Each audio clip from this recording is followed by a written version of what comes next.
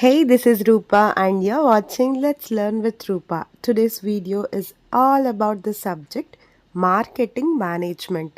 ఈ marketing management అనే subject all universities degree 4th సెమిస్టర్లో మైనర్ ఆర్ మేజర్ పేపర్గా ఉంటుంది.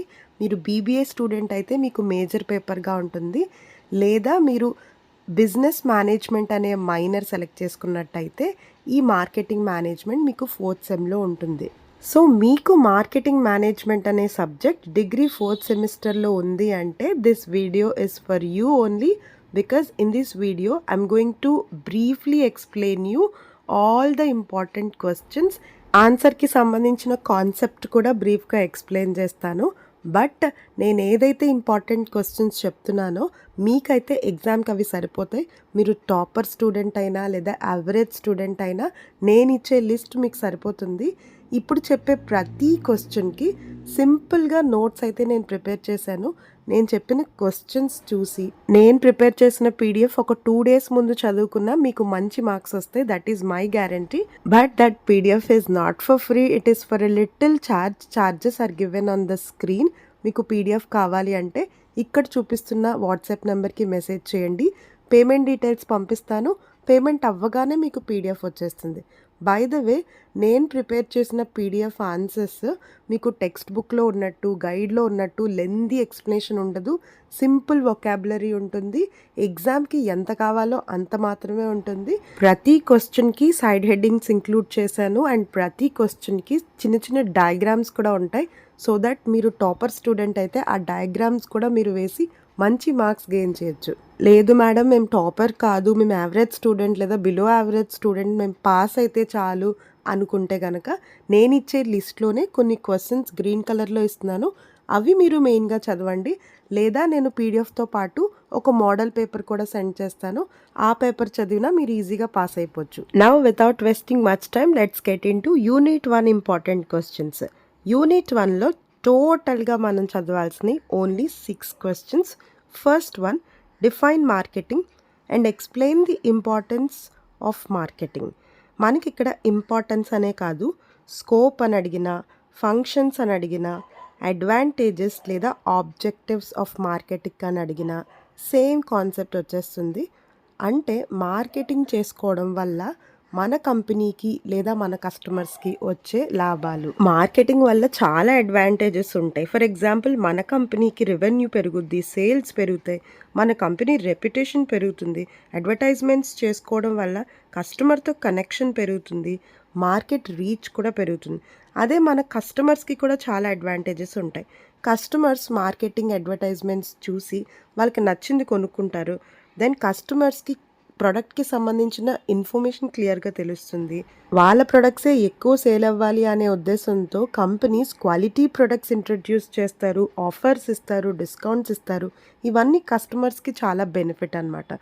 సో మార్కెటింగ్ కోసం అడ్వాంటేజెస్ అని కానీ, ఆబ్జెక్టివ్స్ అని కానీ, ఇంపార్టెన్స్ అని కానీ అడిగినప్పుడు ఈ పాయింట్స్ ఎక్స్ప్లెయిన్ చేయండి. Second question, explain the core concepts of marketing లేదా కంపెనీ ఓరియంటేషన్ టువర్డ్స్ మార్కెటింగ్ అని కానీ, ప్రిన్సిపల్స్ ఆఫ్ మార్కెటింగ్ అని కానీ, ఫిలాసఫీస్ ఆఫ్ మార్కెటింగ్ అని కానీ అడుగుతారు.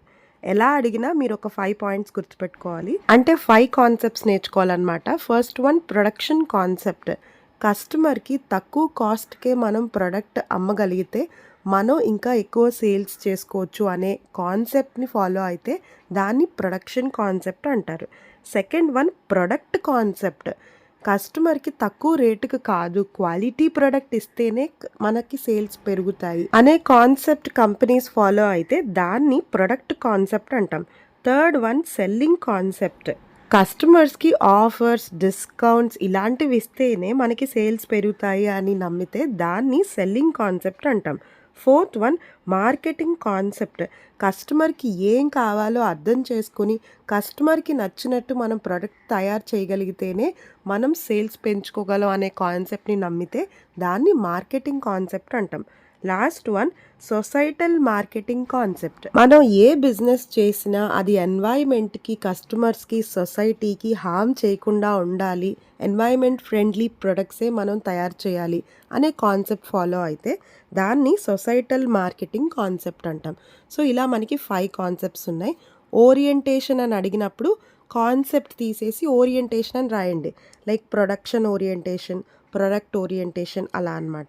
Third question, explain marketing process లేదా స్టెప్స్ ఇన్ మార్కెటింగ్ అనొచ్చు.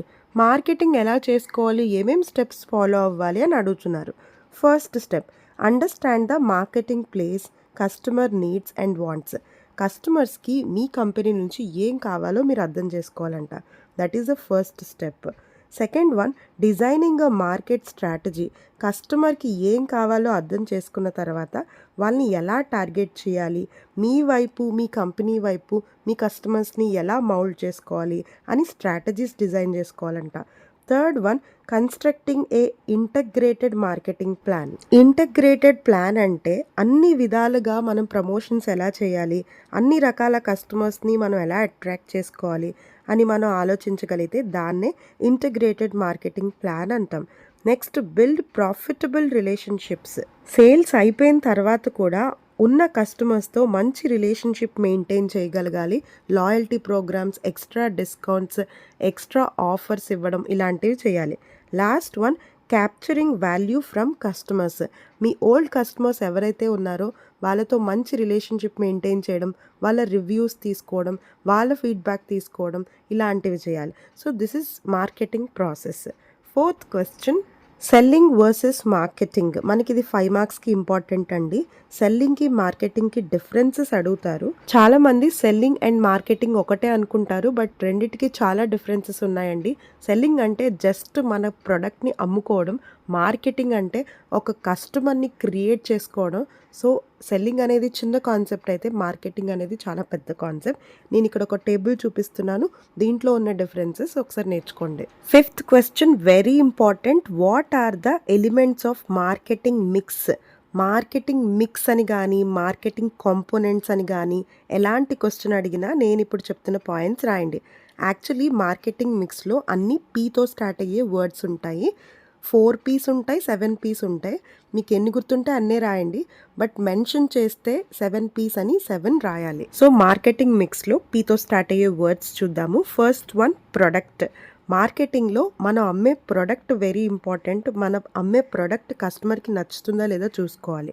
Second one, price. మనం కస్టమర్స్ దగ్గర తీసుకుంటున్న అమౌంట్ని కూడా మనం చాలా స్ట్రాటజికల్గా ఫిక్స్ చేయాలంట. ప్రైసింగ్ స్ట్రాటజీస్ చాలా ఉంటాయి, నెక్స్ట్ కమింగ్ యూనిట్స్లో వస్తున్నాయి. సో ప్రైసింగ్ కూడా చాలా ఇంపార్టెంట్.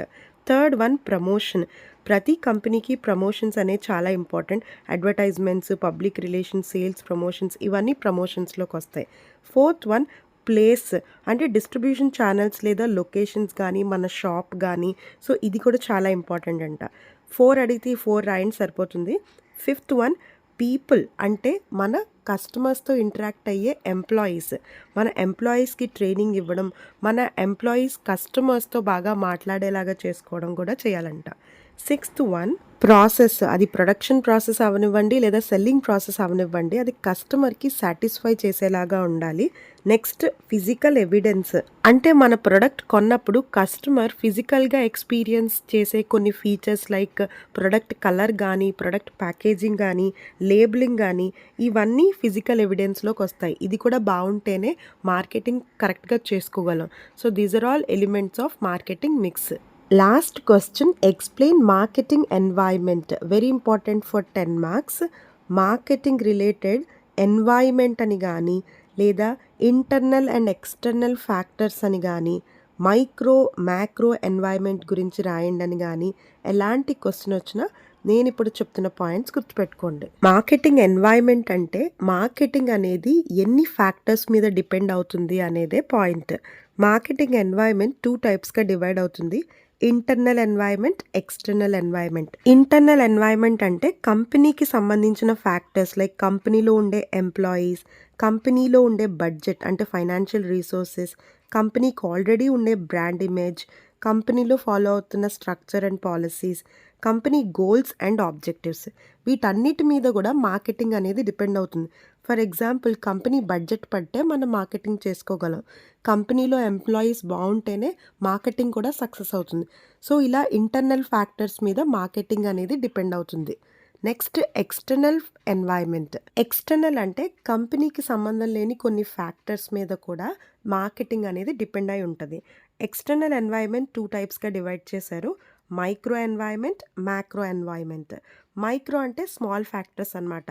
లైక్ కస్టమర్స్ కానీ, సప్లయర్స్ కానీ, ఇంటర్మీడియరీస్ కానీ, కంపెనీకి ఉండే కాంపిటీటర్స్ కానీ, పబ్లిక్ కానీ, వీళ్ళు మైక్రో ఎన్వైర్న్మెంట్ ఫ్యాక్టర్స్. వీళ్ళ మీద కూడా మార్కెట్ డిపెండ్ అయి ఉంటుంది. ఫర్ ఎగ్జాంపుల్ మన కాంపిటీటర్స్ బట్టి మన సేల్స్ పెరగడం, మన సేల్స్ తగ్గడం జరుగుతాయి. Next macro environment. Macro environment అంటే బ్రాడ్ కాన్సెప్ట్స్ అనమాట. అంటే demographic environment, political environment, socio cultural environment, legal environment, economic environment. ఈ 5 పాయింట్స్ మ్యాక్రో ఎన్వైర్న్మెంట్లో రాయాలి. అంటే డెమోగ్రఫిక్స్ అంటే కంట్రీలో ఉండే జెండర్ కానీ, కంట్రీలో ఉండే ఎంప్లాయ్మెంట్ ఆపర్చునిటీస్ కానీ. నెక్స్ట్ లీగల్ ఎన్వైర్న్మెంట్ అంటే కంట్రీలో ఫాలో అయ్యే రూల్స్, లాస్, రెగ్యులేషన్స్ వీటి బట్టి కూడా మనం మార్కెటింగ్ చెయ్యాలి.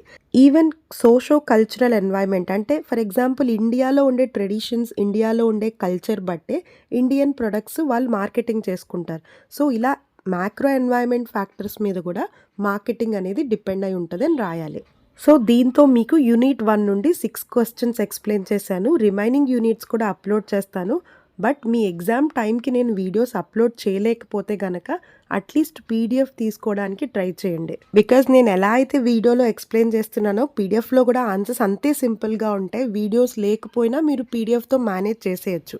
So that's it for today's video. మీకు ఈ వీడియో కొంచెం హెల్ప్ అయినా, నా వల్ల మీకు ఒక్క మార్క్ ఎక్కువ వచ్చినా please like, share and comment. And marketing management exam అయిపోయిన తర్వాత నాతో క్వశ్చన్ పేపర్ షేర్ చేసుకొని మీరు ఎగ్జామ్ ఎలా రాశారో కూడా చెప్పండి. I will be very happy. Until then keep watching let's learn with Roopa.